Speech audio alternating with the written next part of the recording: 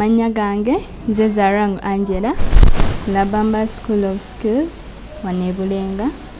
Oluvannyuma lw'okulaba omuntu bukya w'alina okunaazibwamu enviiri olunaku lw'eggulo, kati ne leero tukomyewo tulage tutya bw'oseetinga omuntu mu sitayiri ye n'anyuma oba mu yiyo naye ng'ate era enviiri tezikutuse. Kati kasitoma waffe eddakiika ze twataddemu ziweddeyo era kati waviiriddemu wano enviiri zaffe zikaze.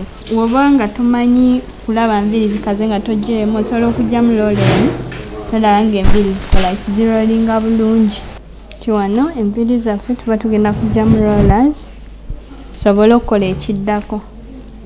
Bwe tuba tumaze okuggyamu rollers nina kufuna hair food ono ngende nga nsiiga ku scalp. Musiigako ebizigo bino scalp ye ereme keepinga ng'eri dry. Maliriza kusiiga client ebizigo nfuna obuzigo butono nensiiga mu ngalo zange nensiiga kungulu kw'enviiri kuno bwenti enviiri zisobole oshininga. Kati zino ebiseera ebisinga mulimu amasaaluuni amatono nga tebalina oluusi tebalina spray naye osiigako bwotyo ebizigo client afuluma ng'era olabira ddala ava mu saaluuni in case nga toyina spray. Tugenda kuzaako okusitayiringa client waffe. Ebiseera ebisinga osooka n'olaba fashion ki eyinza okunyumira client wo. Ebiseera ebisinga tutera kukozesa kino ekisaanyizo ekya tones. Kiyambako okukuuma amayengo ne gasigalamu client wo n'alaga nti ava mu saaluuni. Okuteekamu pini kinyambako enviiri zange ozikwatira wano mu style gye mba njagadde. Kubanga kati eno style gye nkoze ya pinning. Mba nina okukozesa pini okunyambako okusikayo enviiri zange zino ne zibeera wamu. Ensonga lwaki nkozesa pinies.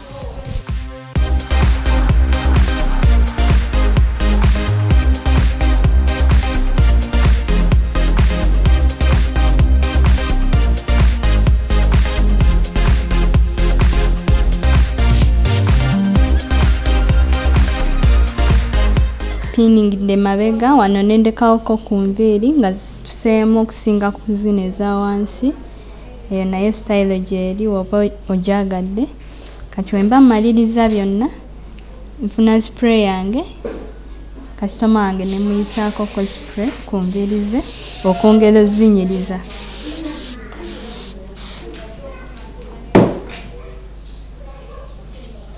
Amannya nsigadde nze Zarang Angela.